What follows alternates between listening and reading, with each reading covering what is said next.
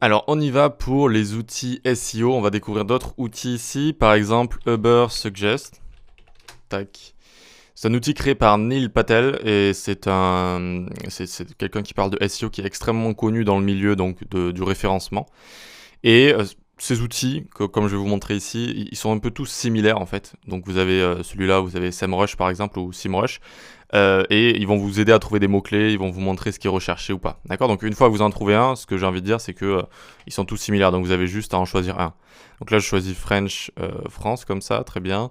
Hop, et je sais pas, je vais taper judo par exemple ici. Et je peux rechercher directement. Et donc c'est ce qu'on appelle des freemium, ce sont des logiciels qui vont vous montrer pas toutes les données en fait, il va falloir payer, il va falloir s'abonner pour avoir toutes les données, mais normalement il va vous montrer un petit peu de données pour vous donner envie. Donc par exemple on a le volume de recherche, on a la difficulté pour s'y placer en termes de SEO, on a la difficulté pour s'y placer en SEO payant, donc si on paye des pubs, donc voilà ça c'est un rapport avec les pubs. On a ici donc le volume de recherche, mais il nous cache le volume de recherche historique. Donc si on a envie de voir précédemment, on doit payer. Et ensuite, ça vous montre ce qui est recherché avec judo. D'accord. Donc judo, judoka français, etc., etc. Si je veux voir tous les keywords, évidemment, il va falloir que je paye. Et ensuite, ça vous montre des idées de contenu qui ont déjà été faits. Le judo est-il bénéfique pour mon enfant, etc., etc. Voilà. Donc il faut savoir que ce genre d'outils, il y en a un qui existe aussi que je préfère, qui s'appelle SEMrush ou SEMrush peut-être. SEMrush, je dirais, ici. Et donc, c'est la même chose, hein. Ça va plus ou moins vous montrer la même chose, mais avec plus, je trouve, de résultats, en fait. Il va plus y avoir de résultats au niveau des mots-clés, des propositions, etc. Donc, par contre, ici, il faut obligatoirement se connecter pour avoir même une version d'essai. Donc, si vous avez un business ou si vous avez un business qui fonctionne avec un blog, etc., je vous conseille vraiment d'utiliser ce genre d'outils parce que ça va augmenter votre rentabilité, parce que ça va vraiment vous donner beaucoup d'idées d'articles, etc. Et ça va mieux vous positionner en fait. Donc franchement, ça peut être très très utile. Donc voilà, ce genre d'outils, trouver des mots-clés, etc. Il en existe plein. Choisissez juste celui que vous préférez. Ensuite, en gratuit, on a PageSpeed Insights. Donc ça, c'est par Google.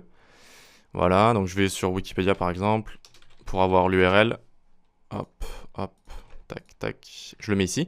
Et donc là, c'est vraiment juste en rapport avec la rapidité de l'apparition des premières pages en fait. Et quand est-ce que notre site va être interactif.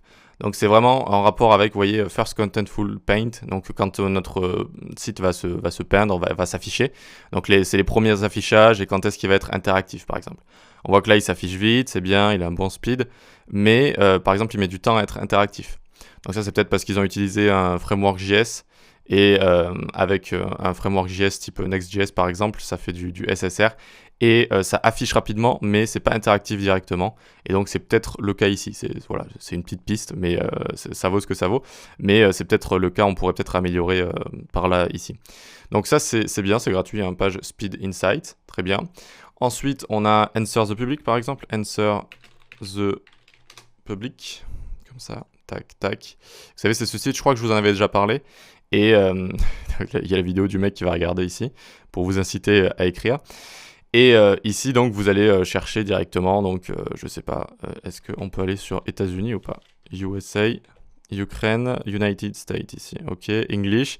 Et donc, par exemple, on a un blog en anglais autour de JavaScript. Et donc là, ça va me donner plein d'idées, vous voyez. D'ailleurs, il y a tellement d'idées que c'est écrit en petit comme ça. Quand est-ce que l'événement onload est détecté? Est-ce que JavaScript va être remplacé? Est-ce que JavaScript et Java c'est la même chose? Comment JavaScript fonctionne? Où est-ce qu'on utilise JavaScript? Etc. etc. Donc là c'est vraiment très très sympa, ça vous donne des idées d'articles, de vidéos, de services, d'outils, de tout ce que vous voulez, de contenu à créer en rapport avec tout ça. Ensuite vous avez des prépositions, ok, donc avec to, for, is, near, with. JavaScript without semicolons, JavaScript with HTML, ok. Comparaison, JavaScript or operator, JavaScript vs Java. Apparemment, c'est une question qui revient beaucoup. Et ensuite, après, là, vous avez carrément plein de recherches qui sont faites avec alphabetical, donc en rapport avec l'alphabet, ici juste A, B, C, D. Et donc, on a bien JavaScript array, arrays contains, JavaScript bind, boolean, class contains, etc. Vous voyez? Donc, vous avez carrément des recherches avec toutes les lettres de l'alphabet.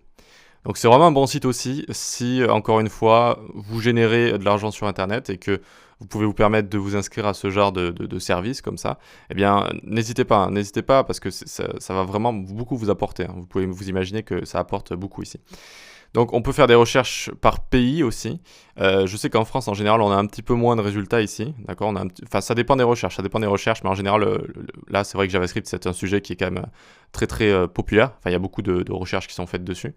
Donc voilà, vous pouvez choisir ici la langue en français ou n'importe quoi, hein. Si vous êtes en Italie ou si vous êtes au Japon, etc. Vous pouvez changer les langues également. Donc ça c'est bien, c'est Answer the Public. Et ensuite, pour terminer, on peut revenir sur Wikipédia ici. Et donc pour terminer, on va aller sur une vraie page quand même, genre, je sais pas, Einstein comme ça. Hop. Très bien. Et donc ici, on a l'outil. Donc si on ouvre les outils de développement Chrome, Lighthouse ici, on peut faire un audit directement en mobile ou en desktop. Et ça, c'est quand même très très très pratique.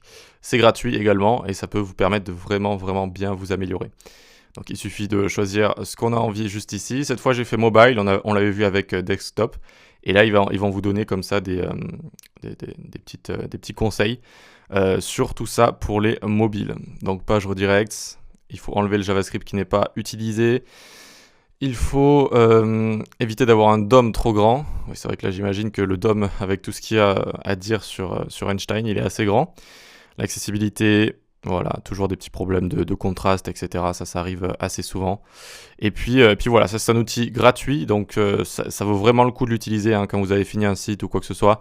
Une page, eh bien regardez si tout est correct. Essayez d'avoir tout en vert, sans trop vous prendre la tête non plus. Hein. Si c'est en orange comme ça, c'est quand même très très très bien. Voilà pour ça, parfait. Et on a vu quelques outils sympathiques pour le SEO.